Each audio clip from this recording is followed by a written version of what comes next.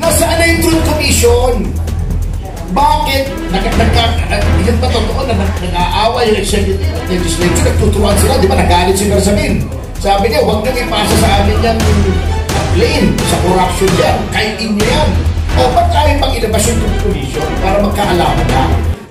Matatanggal na kaya? Kasi he's supposed to clean the agency. What will happen to him? Actually, Manong Ron, I don't know, but alam nyo, ang hinihintay natin dyan na sinasabi kasi nila, they are touting that the President ang nagpasimuno, ang gustong makita dyan. Bago sinasabi, I think yesterday, nabasa ko na sabi ni Executive Secretary Bersamin, it's ready for signature, yung Truth Commission. Nasaan na? August 18 pa kami nanawagan yan, actually. We were there doon sa New Kamuning. Kami nanawagan yan, Truth Commission to be headed by Mayor Bagalo. Ngayon, ano na ba ngayon? September 9. Wala pa rin. Oo, wala pa tayo magawa. Yung Presidente nagbayagan eh. Mabagal. Oo. Nasaan na yung Truth Commission? Bakit? Yan ba totoo na nag-aaway yung executive at legislature? Nagtuturuan sila, di ba? Nagalit si Bersamin. Sabi niya, huwag niyong ipasa sa amin yung blame sa corruption yan. Kahit inyo yan. O ba't tayo pang ilabas yung Truth Commission para magkaalaman na? Ang nangyayari kasi yan, ang ginagawa nila, inaalim nila tayo. Bread and circuses ito. Ito yung circus, yung Infracom. Tingnan natin ha, let's give Ping Lacson the benefit of the doubt. Maayos naman sa pagkaalam ko si Ping Lacson as being the one na hindi kumukuha ng pork barrel ever. I've had my differences with Ping, but I have to give him credit for that.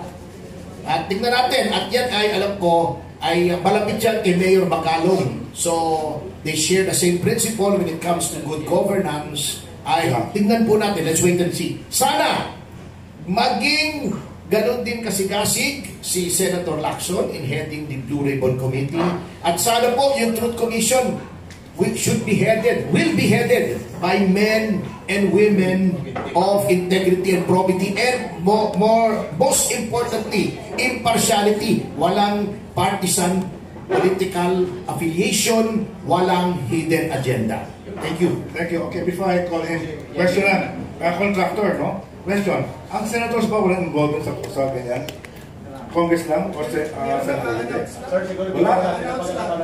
Yes, of course. Please. Yes. Alan Gatos po from GMA, TC-B. At tanong ko lang, so ano po ang mensahe talaga na gusto ninyo na ipahatid sa taong bayan ngayon? Yung grupo nyo ba ay pag-i-initiate ng mga aktibidad, protest? Kailan mo ito magsisimula? Anong makikita ng taong bayan para pakumbinsin nyo na sumama sila dito sa panawagan nyo na resolbahin na itong matinding corruption?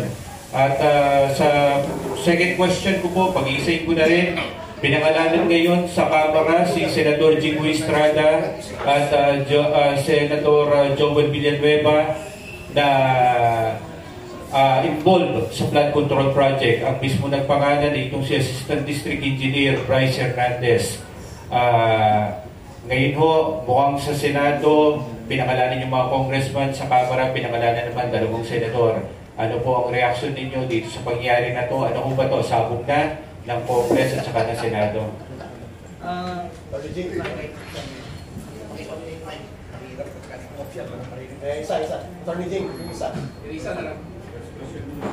Unang-una, ang tanong what is our step? Why are we here? Alam mo, sa totoo lang po, ay hindi po united. Maraming ang puso nila at diwa ay lalabanan yung korupsyon, lalabanan yung pang-aapi sa mga Duterte. Pero kung sa ano pa yan, isang konsyerto, mukhang walang conductor. Ang daming vloggers, iba-iba ang sinasabi, pero isa lang yung direksyon against the government. Ang daming mga taong bayan, isa lang yung direksyon sa puso nila, pero hindi nagkakaisa. So, I call upon each and everyone na let us try to avoid conflicts and be as one. And we will have one direction. Alam mo, sa totoo lang po, akala ko noong unang napakalaki na rally sa Maisog sa Davao City na nandoon pa ang ating Pangulo. Akala ko, yun na yun ang hahatak sa atin. I was very much elated na ang Pangulo natin dati, si Duterte, siya ang namuno doon. Pero something happened along the way. There were traitors along the way. Kaya wala pong nangyari. Pero ito, this is a new beginning. How do we call this now? People's Congress. I hope tayo nandito, hihikayatin natin ang bawat nook and corner, bawat vlogger, bawat taong bayan magkaisa. Remember, during the time of the dictatorship, ng panahon ni Marcos Sr., ang tagal po natin, it has been a very long gestation until we had people power. Ganun na ganun ang like father, like son. We are now in the same, except that there is no declaration of martial law. Pero there is silent martial law that's going on. Nung rally lang natin nung Maisog, hindi tayo pinaparally. Every time, mayroong mayor, mayroong ano na guguluhin tayo. Ngayon, let us be united. Kung ang taong bayan noong panahon ni Cory Aquino, pinatay si Ninoy, nagkaroon ng eleksyon, dinaya si Cory. Pareho ang ating views ngayon. So, if we were able to do that in the past, there is no reason why we should not be able to do it now. So, yun lang po panawagan ko sa bawat isang Pilipino. Magkaisa po tayo. Alisin natin yung diferensya sa bawat isa, difference of opinion. There is only one goal, to fight against incompetence, against stupidity of this government, and most of all, even if they are stupid, it does not prevent them to make so much money for themselves. Yun lang po ang masasabi. Okay, thank you. We have two latecomers. Can we hear from them? Ladies first.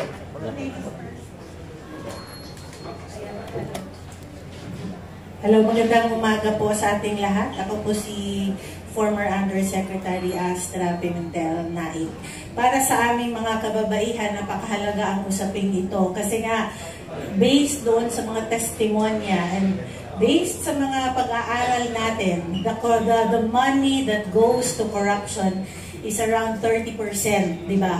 Of the whole total budget. So in the past 3 years, ipagpalagay natin, approximate, that's 5.5 trillion pesos na napunta sa corruption. And i-convert mo ito, kung ibibigay ito sa bawat mamamayang Pilipino, more or less meron kang 235,000 pesos per person in the past 3 years. So walang pulubing Pilipino kung tutuusin, kung ito ay pinamigay sa tao. This is only what's going to the corruption, yung 30%. So, imaginein mo, di ba, kada mamamayang Pilipino, kada pamilya, meron kang 235,000. That's a big help and that's already puhunan para sa negosyo ng bawat mamamayang Pilipino. And kung hindi natin ito puputulin, no, kasi sobra yung insertions. Ako, I would like to call also the attention of DBM because DBM plays a very important role in the budget. Kasi kung tutuusin, bago yan pipirmahan ng Presidente, right after House of Representatives and Senate, transmit it to the, through the PLLO. And by the way, siguro hindi alam lang lahat ng mga kababayan natin that the administration right now removed the office of the PLLO or the Presidential Legislative Liaison Office. I was Assistant Secretary in 2016 to 28, early of 2018 ng PLLO. Napakalaki po ng role ng PLLO in ushering the laws, even the budget. So, yung nangyari ngayon, pagbalik ng kaya ako, Abina, Pangandaman, maganda naman yung niya, pero if anti-corruption and DBM, they are the ones who should have raised the red flag to the President na napakalaki ng mga insertions, napakalaki ng difference ng NEP at ng GAA. But we never heard the DBM said it, no, na inanunsyo niya o kaya nag-ano sila na tungkol dito sa budget na to. And right now, since the PLLO is already under the Office of the Executive Secretary, hindi ba masyadong yung control ng ng legislative agenda, even the LEDAC, it's supposed to be the one, kasi ang LEDAC, that's the Legislative Executive Development Advisory Council, sila dapat yung nagtatahi ng mga pagkukulang.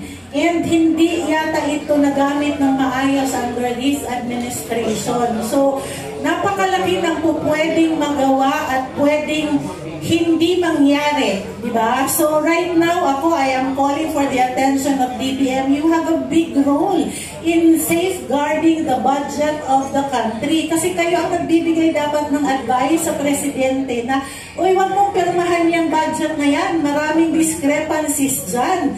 Marami akong nakikitang pero kung hindi naman ito ginawa ng DBM, yung sinasabi natin complete staff work, before allowing the President to sign the GAA, napakalaki ng problema natin. And this is the time that we should raise up kasi as a woman, a fellow woman of Sec Pangandaman, I'm calling her attention on that matter kasi napakalaki ng role ng DBM. Even the releases, alam mo that these are insertions and there are ang DBM ang nagbibigay ng release ng mga pondong ito. So, from top to bottom, hindi ito problema lamang ng Kongreso, kung problema ito ng lahat ng ahensya ng pamahalaan. Because even the secretaries who are in charge of implementing the project, that's why I'm very appreciative kay Pangulong Duterte kasi sa panahon niya talaga pong nakatutok yan and very, very keen ang kanyang team in reviewing any document that he has to sign. And aside from that, siya mismo ay nagbabasa. Alam mo yon, hindi niya pinapabayaan na ang dokumento ay hindi nabasa. Point well taken. Thank you very much. Bukang the women can lead the revolution. Okay.